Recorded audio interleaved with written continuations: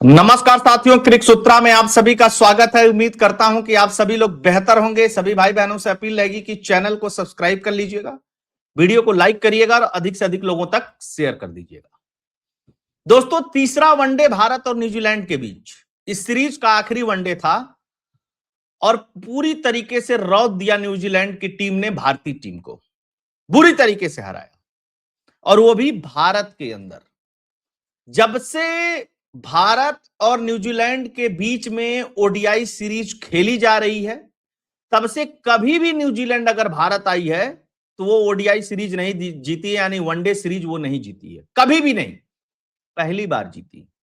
किसके कप्तानी में? शुभमन गिल के कप्तानी में। कोच कौन था? गौतम गंभीर था। हालांकि गौतम गंभीर की कोचिंग में बड़े बड़े कारनामे हुए हैं, जो कभी नहीं हुआ वो हो रहा है, लेकिन फिर भी गौतम गंभीर कोच के पद पे बने हुए हैं। टीम सिलेक्शन की बात की जाए, बॉलिंग की बात की जाए, बैटिंग की बात की जाए, तो सब कुछ घटिया था। घटिया बॉलिंग और घटिया बैटिंग, ये हार की सबसे बड़ी जिम्मेदार थी।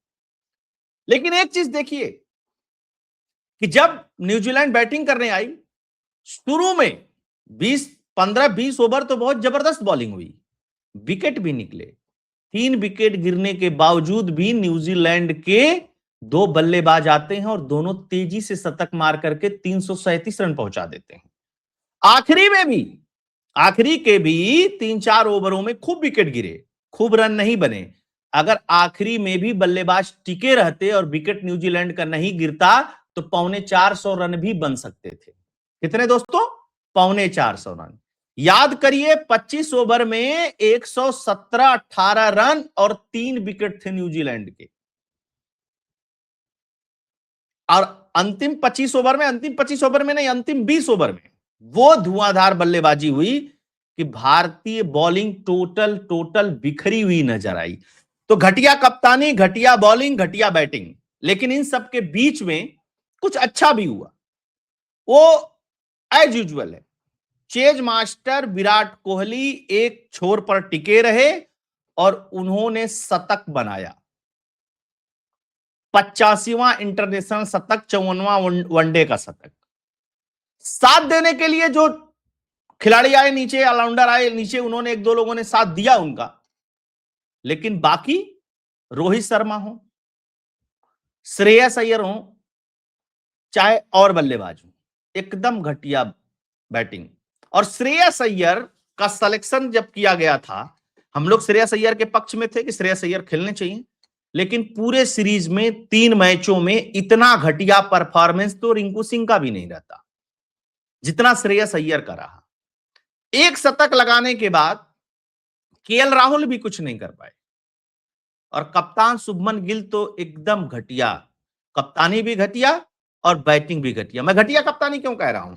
क्योंकि जहां कुलदीप यादव को लगाना चाहिए वहां जडेजा से बॉलिंग करवा रहे हो। हाँ, जडेजा की भी बात करनी जरूरी है। जडेजा वनडे टीम में किस लिए हैं? आप भाई साहब जरूरत पे रन बना नहीं रहे हो, जरूरत पे आप विकेट निकाल नहीं रहे हो, वो भी भारत में। भारत के बाहर होते तो एक बार समझ में आता, तो फिर आप टीम में क्यों हो? यह भी एक बड़ा सवाल है। और मैच दर मैच ये परफॉर्मेंस आ रही है, तो जहां आप बेहतर खेल सकते हो वहीं खेलो। यहां खेलने की कोई जरूरत नहीं है। अगर आप टेस्ट अच्छा खेल सकते हो तो टेस्ट में खेलो।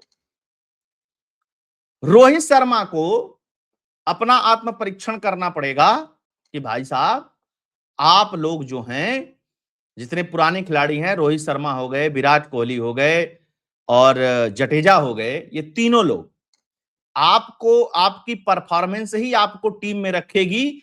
आप खिलाड़ी के तौर पे बिल्ट नहीं किए जा रहे हो कि चलो भाई इसको मौका देते रहो, इसको बड़ा खिलाड़ी बनाना है। आइए कुछ रिकॉर्ड्स की बात करेंगे हम लोग और मैच की भी बात करेंगे। तो पहले रिकॉर्ड की बात कर लेते हैं कि रिकॉर्ड क्या क्या है।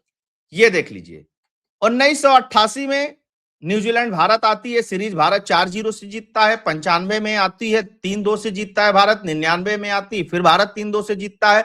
2010 में तो 5-0 से भारत जीतता है। 2016 में 3-2 से भारत जीतता है। 2017 में 2-1 से भारत जीतता है। 2023 में 3-0 से भारत जीतता है और 2026 में 1-2 से भारत न्यूजीलैंड से सीरीज हार जाता है। इसलिए यह शर्मनाक है जब भारतीय टीम पीक पे हो। और एक चीज और मैं बता दूं कि न्यूजीलैंड के टीम में तो बड़े बड़े प्लेयर हैं नहीं इस समय खेल रहे। लोग कह रहे थे न्यूजीलैंड की बी टीम है एक तरीके से।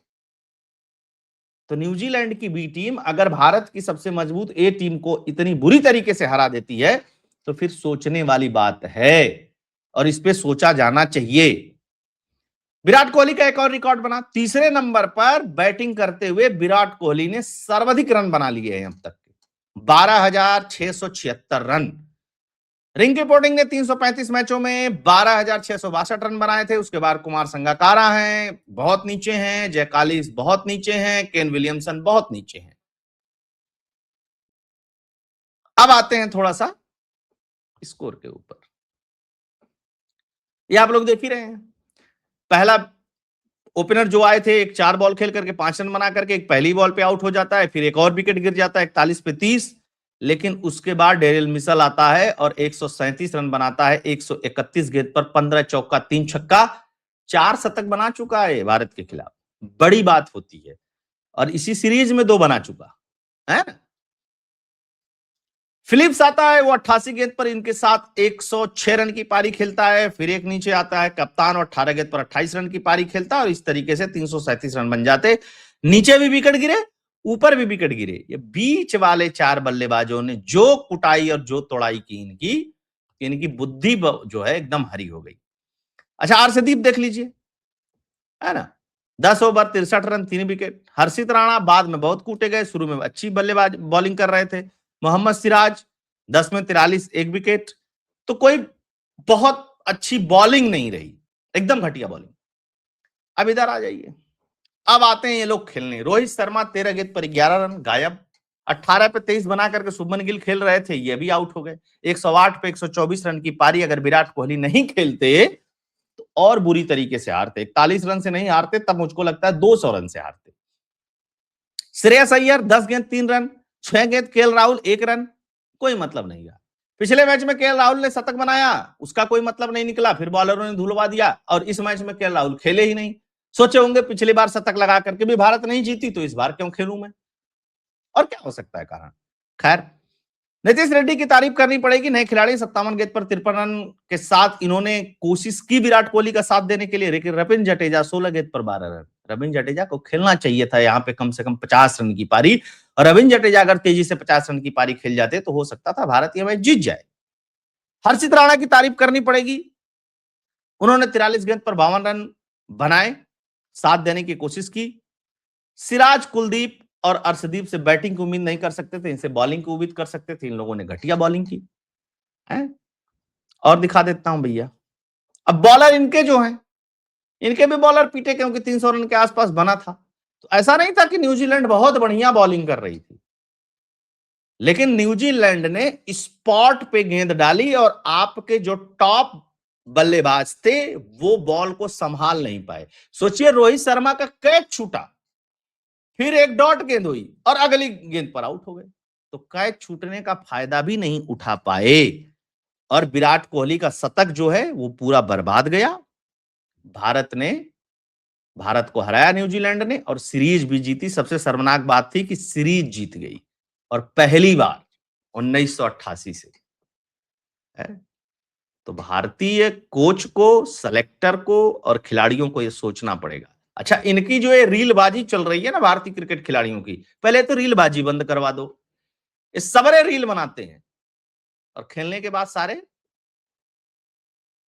देख लो आप। मतलब भारत के अंदर ये परफॉर्मेंस है, बाहर जाओगे तो क्या करोगे। सामने वर्ल्ड कप आया पड़ा है। ये थी दोस्तों खबर। एंजॉय करिएगा क्रिकेट की खबरों के लिए, उसके विश्लेषण के लिए। फिर से आग्रह रहेगा कि वीडियो को लाइक कर दीजिएगा, अधिक से अधिक लोगों तक शेयर कर दीजिएगा।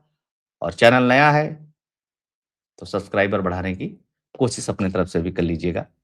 बहुत बहुत धन्यवाद। जय हिंद, जय भारत।